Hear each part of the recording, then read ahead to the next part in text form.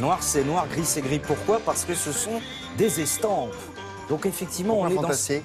Pourquoi fantastique? C'est curieux parce que ça s'appelle de Goya à Redon, le fantastique. Or, nous, Francisco de Goya, a priori, on le connaît, le peintre qui est dans le romantisme, donc on ne voit pas pourquoi le fantastique. Tout simplement parce que nous sommes en plein siècle des Lumières, et donc on découvre, grâce à la science, qu'on a accès à d'autres choses, à des rêveries. Ce sont les prémices de ce qu'on verra après, un siècle plus tard, apparaître avec l'inconscient.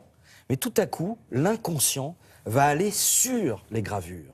C'est-à-dire qu'au lieu de faire des portraits des paysages normaux, on va se mettre à représenter un univers fantastique. Alors, pourquoi ça commence avec Goya? Pourquoi ça termine avec Odilon Redon? Et surtout, quelles sont les 170 magnifiques gravures que vous allez pouvoir découvrir au Petit Palais? Pourquoi pas c'est des tableaux ou des sculptures ou... Eh bien justement, vous savez, aujourd'hui les commissaires essayent toujours d'avoir un parti pris, de dire on va choisir plutôt que de faire une généralité, c'est trop important le fond. Donc là, le parti pris, ça a été de dire on va faire ça effectivement en noir et blanc. Parce que dans la gravure, comme la chanson le disait, le noir c'est noir, vous avez les gris, vous avez ces nuances-là, et donc on est en plein dans cet univers du fantastique. Et c'est ça qui rajoute à l'univers un petit peu troublant que vous allez pouvoir découvrir dans cette vidéo. Au mystère, tout à fait.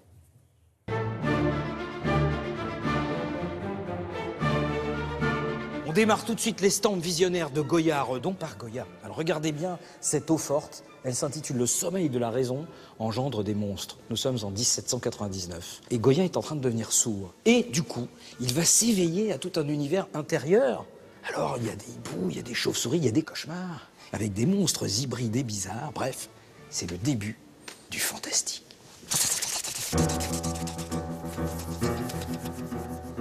Et à la suite de Goya, eh bien, le fantastique a le vent en poupe. Tout le monde va s'y mettre. Eugène Delacroix, Gustave Doré, et on n'a plus peur de représenter le diable. Oui, parce qu'avant, le diable, il faisait vraiment peur. Alors là, maintenant, vous allez voir dans les gravures, on le voit en train de se faire tirer les verres du nez, on lui rase sa barbichette, on le fait jouer du violon. Enfin bref, on tire le diable par la queue, comme on dit. Hein. On va même jusqu'à lui proposer une French manucure. Là, voilà. Alors, monsieur Belzébuth, comment vous les faites, hein, vos cornes? Hein, on peut vous faire un petit mot? De qui se moque-t-on? Justement, du diable.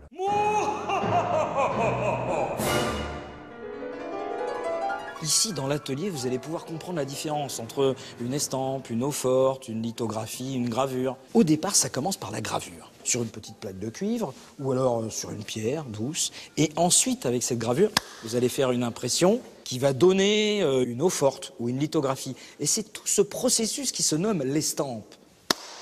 Voilà. Et si vous voulez pas le savoir, après, tant pis pour vous. Hein.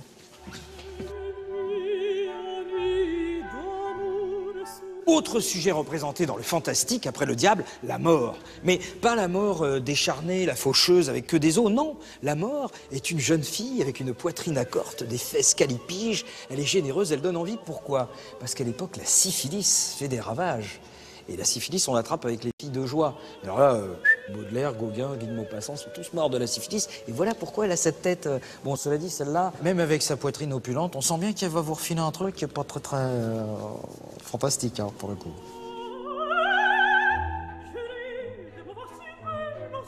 On a commencé par Goya, on termine par Redon, Odilon de son prénom. Alors, lui, il dit, écoutez, les impressionnistes, ils sont bas de plafond.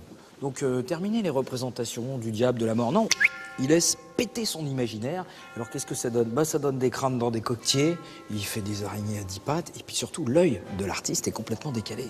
On est en 1882, on dirait presque un Magritte. C'est précurseur de ce qui, plus tard, sera les surréalistes et même des affiches de Topor. Attention, cet œil-là, il est visionnaire. Ah oui, ça fait peur, mais c'est fait exprès. Hein. Au Petit Palais. Au Petit Palais pendant jusqu'à... Ah, bah, dis donc, on a j'ai du temps. Oui, jusqu'à janvier 2016. Merci beaucoup, mademoiselle, monsieur.